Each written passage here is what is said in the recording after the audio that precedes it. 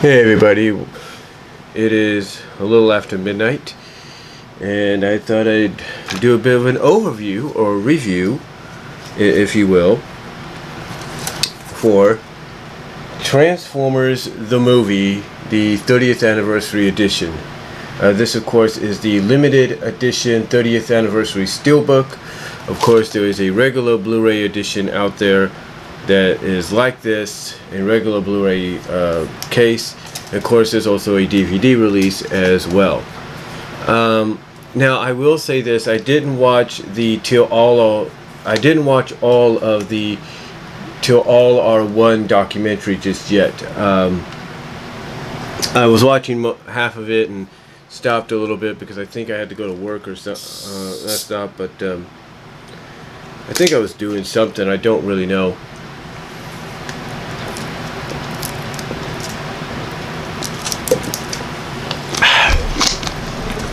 Checking the battery life there too. But anyway, like I said, I didn't watch all of it yet. I'll finish it later, and from what I've seen, it's a pretty good documentary. They've talked to just about the people you would expect them to talk to, from Flint Dille to Susan Blue to the voice of Bumblebee, the voice of Grimlock and Springer. They got them finally. And I think they're supposed to talk to Vince DiCola or something like that. So anyway, besides that, I haven't watched it all just yet. But like I said, I'm getting into certain people they're talking to. Like I said, you know, Flint Dille, Susan Blue, the guy that did Bumblebee's voice, Neil Ross, Greg Bourbon, I think that's his name, who did Grimlock. So. Yeah, they're talking to various people here and there. They're even talking to one of the IDW head writers of the IDW comic book. So it's really interesting. It's really interesting so far. And like I said, I haven't completed watching it yet, but eventually I will.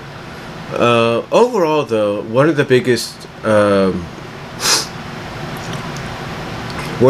attention grabbers for this 30th anniversary edition was the fact that Shout Factory was able to, thanks to Photochem, I think that's what they're called, that's what they showed, because I did see the Restoration documentary they have on there. The Restoration documentary is about 7 minutes or so, 7.5 minutes. So they got this Photochem, I guess they're they're basically a well-renowned remastering studio. Basically they're known for remastering a lot of old live action and animated films, and making them look, cleaning them up and making them look like the way they should, if not better. And they showed how that was done, and that was one of the drawing powers of the release. When they announced that this was going to be released back a few months ago, or several months ago, they said one of the draws about this release, one of the hypeness for this release was it was going to be remastered, and it was going to be remastered from a 4K master. And it was going to be cleaned up. It was going to look better. They were going to fix issues and stuff like that, and they did. I could say that they did. You could definitely tell that they really did what they had to. They really cleaned it up. It was just a great execution of what they did. I mean, obviously. If you've watched the movie over 1,000,000 times or 1,000 times, like my family would say I have, you really don't notice that much. You probably won't notice as much, but even if that's the case and you end up watching it as much as I have, even if you may not notice it, you will notice it. Because there was a lot of detail. I saw a lot of the screenshots and stills people would put up and saying, oh, well, you could see the difference, you could see this and that. So when I finally saw it, so when I finally saw what they did here, it definitely lives up to what they said. It definitely is clean. You can definitely see a lot more detail. It feels a lot more smoother, more. It basically feels like it's got that fresh coat of paint. It's got a new fresh coat of paint added to it, and it looks really nice. I mean, you can see a lot more details than you have. You can see a lot more. You can see. It's like they say. I know I sound like a broken record here, but it's basically like they said. I mean, they even say it themselves. You can see a lot more detail in this movie.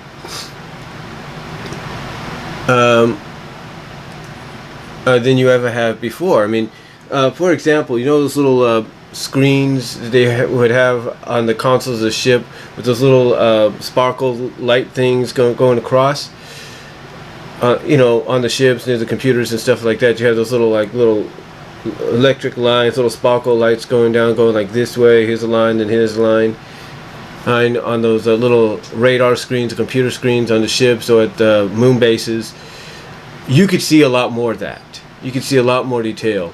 In fact, towards the end, when Hot Rod becomes Rodimus, and he's holding up the Matrix like this, after he's kind of evolved, if you will, kind of grown in stature and become the new Prime, you actually see part of the Matrix already opened up a little bit. I mean, I'll be honest, maybe it's me, but I've never noticed that before.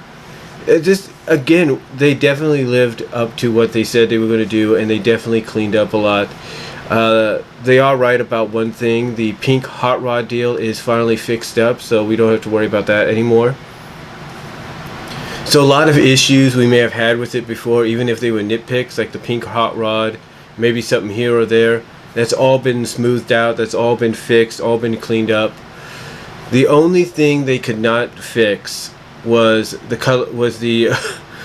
coloring issues, and I'm not talking just the pink Hot Rod. They fixed that up, no problem, because they had to tone it down a bit. You know, I mean, basically, what they said in that documentary, they brought somebody in that had worked on the film to give them an idea just by bringing in an original animation cell of what Hot Rod was supposed to look like in the film originally, and that's how they toned down the coloring and got it correct. It basically toned down and corrected the coloring. The only other issues they could not correct, was some of the coloring issues, like with Rumble, and then that little situation with Cup.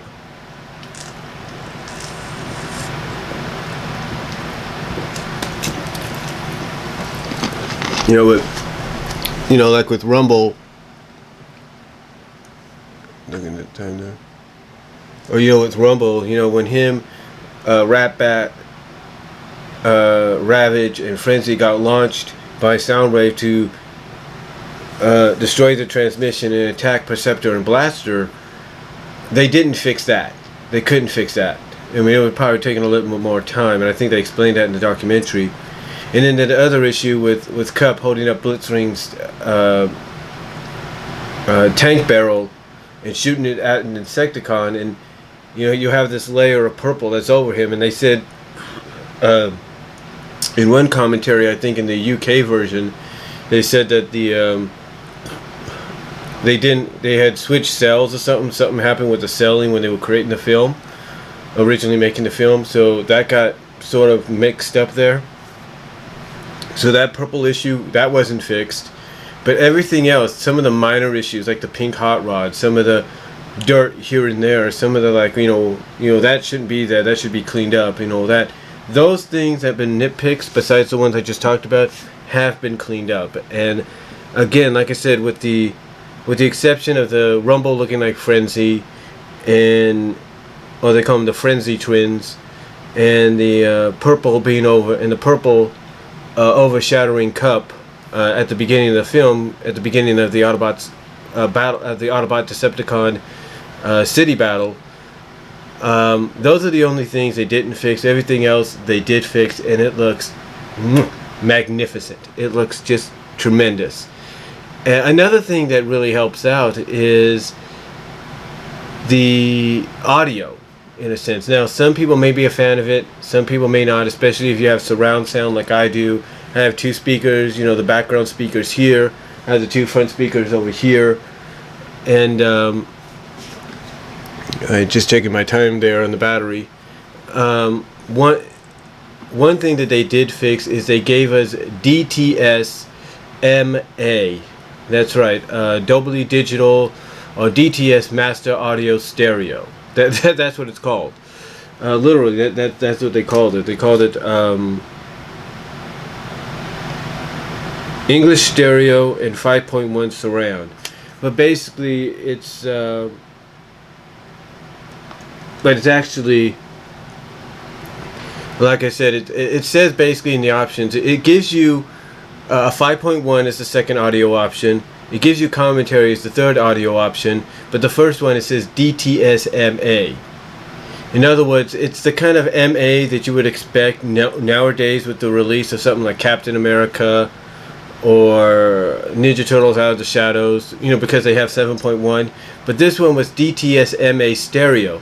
So in other words, it felt like you got a 7.1 surround sound, but it's actually a stereo sound mixed in or remastered in with the audio. In other words, the audio has been remastered to the point that, unlike the Rhino Transformer releases, it doesn't take away, because this is actually the original audio, from what I can tell, from the original release of the film, but it's been remastered to a DTS Master Audio sound with stereo or something like that. So, and it actually feels very good, because let's say you have a Bose surround system, it makes you feel like you're there. And I have a Duraband home theater system, so even with that, it makes you feel like you're there. You can feel the sound of like the jets, like the engines, the back of the jets or the spaceships taking off and stuff. The only issue I think anybody would have with it is sometimes it mixes in with the background songs or the background music or the score. Sometimes it'll mix in, not so great, but most of all, I have to say it's 90% good. And I don't really have an issue with it. It actually makes you feel like you're there, makes you feel like you're a part of the action. So I like that addition. I like the fact that you could definitely hear, if you, like I said, you have that surround sound system, you can hear the audio from here, and you can hear the score right here. You can hear it definitely clear, very, very well done. And I can't really say much more than that. I mean, even when they do songs like The Touch and Dare to Be Stupid and Hunger and Instruments of Destruction, all those,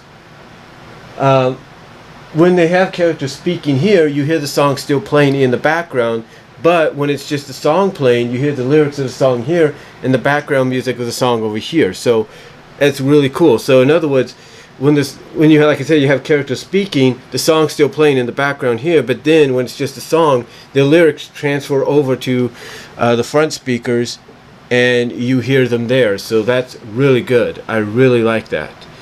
So I like that nice transition. Again, it may not be for everybody.